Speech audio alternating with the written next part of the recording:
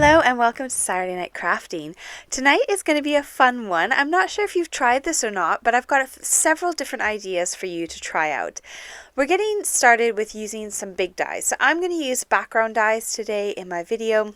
But if you've got any big shape dies like star, balloon, anything sort of larger that can take up some space in your background that has some fillable holes will be really good for this technique. And you'll see what I mean in a minute. So getting started, I'm going to use these butterflies, which I think are from Waffle flower. I'll put the links down below if you want to check out any of the products. I'll have them in the description box for you. I have got these double-sided sheets which are from Alina Crafts, and I'll link them as well. They are A4 size, so they're a nice big size. And I'm going to back all my white cardstock with them. Now, you could do just the portion of the die size that you're using. You don't need to do the whole thing, but I'm going to use up all of this white cardstock at some point, so I'm just going to back it all. And I'll put the remainder of it into my stash.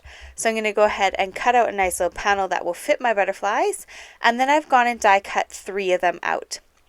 So we want 2 for our base and 1 for our top to kind of cover up our mess.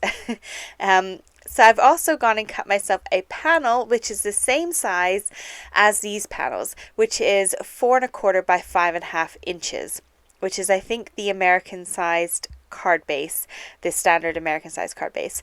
So that's what we're working with today because my panels are that size. I'm going to use my scoreboard purely because it's got 2 sides to it. So whatever you've got in your stash, make use of. I'm using this because I can put that cardstock right up in that corner, and then I can take my little double-sided adhesive sheet of butterflies and stick that right up in the corner as well. So I'm removing my panel and making sure that the butterflies are not stuck in there. And I've left the little dotty details as it is in the panel, so I didn't take out those because it was too much of a hassle and I'm too lazy for that. And I just thought I would leave them in. You'll see in the photos at the end what I mean by that. My first product that I'm going to use is this crackle gel. This is new in my stash. I bought these from Pretty Gets Gritty in the UK.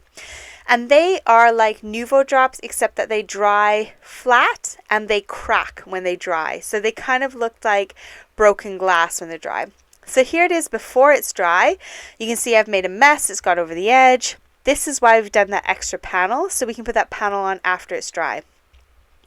So it's a nice warm day today. I sat it out in the sun and it got all nice and dried and it crackles as it should. So I've got this kind of almost stained glass look, and I can take that last panel and I can stick it over the top. Now I have used, as I said before, the adhesive sheets. They're double-sided adhesive sheets. It just makes sticking my layers together so much easier and so much quicker. I'm not up for gluing like that in this kind of process. Now here's my finished card. I went ahead and stuck some strips behind it, which you'll see towards the end of the video. I'll share that with you how I did that. And stuck a happy birthday die on the top, and that finished off my card. So the next one I'm going to do as a more masculine card. So I'm going to grab all my blues, and I've got this sort of diamond-like background die. Now again, if you've got big dies, use those. As long as you've got nice holes that you can fill in, this will work. If you do not have Nuvo drops, you do not have crackle drops, don't worry, I'm going to share with you a really fun craft hack in the next card where you don't need any of these supplies to do it. So this one is Nuvo drops in various forms. I've got the stone drops, which dry looking like stone. They dry matte and gritty. I have got the regular Nuvo drops in a few different blues.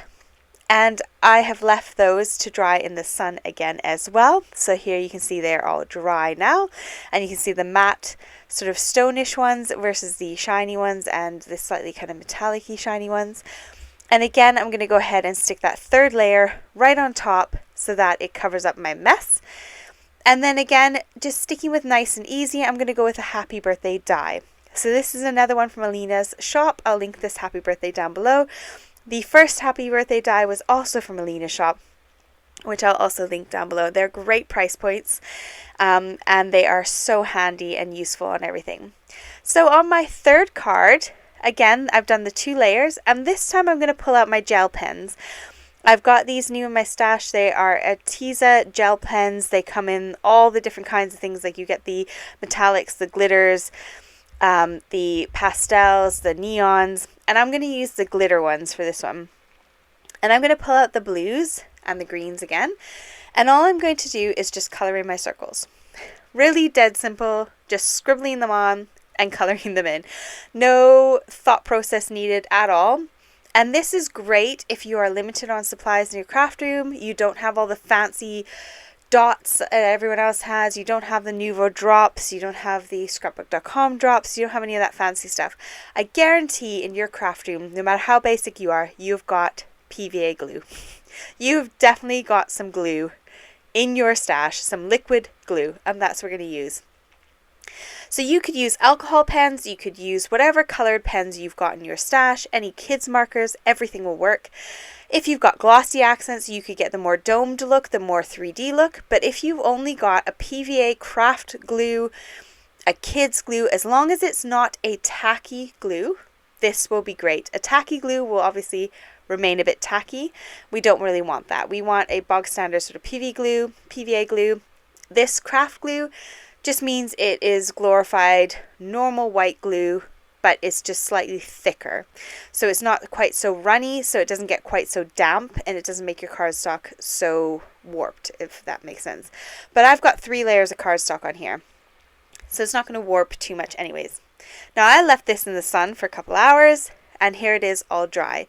You get that same kind of look. If I'd used the glossy accents, it'd be very domed, but I used PVA glue, so you get that same kind of effect without having to have those fancy extras. Now I went ahead and cut out, for a change, a metallic card to get the to put on the top, I should say. And this is my strips jar. So if you followed me for a while, you know this sits on my desk. This is where I put all the little strips that I've got going on left over, as well as some that I've created myself, where I will stick some adhesive backed sheets like I did in the beginning and just cut it into strips. So here's the card all finished. I've got some little strips in the background behind my card panel, and then my happy Father's Day on the top, because it's Father's Day here in the UK, and I think in Canada as well, probably in the States, in only a week and a half's time, a couple weeks time, I think. So I thought it would be a good idea to get started on that and give you some ideas for some masculine cards for Father's Day, whether you maybe have a father, or whether you have a grandfather, or whether you just have maybe a male in your life that's been quite impactful. This could be a really quick, nice, simple, easy idea for a masculine card. So I hope you had a really great time with me tonight. I would love it if you join me over on Facebook, follow me on Instagram, like and subscribe the video, and I will see you again on Wednesday. Take care and have a fantastic weekend. Bye.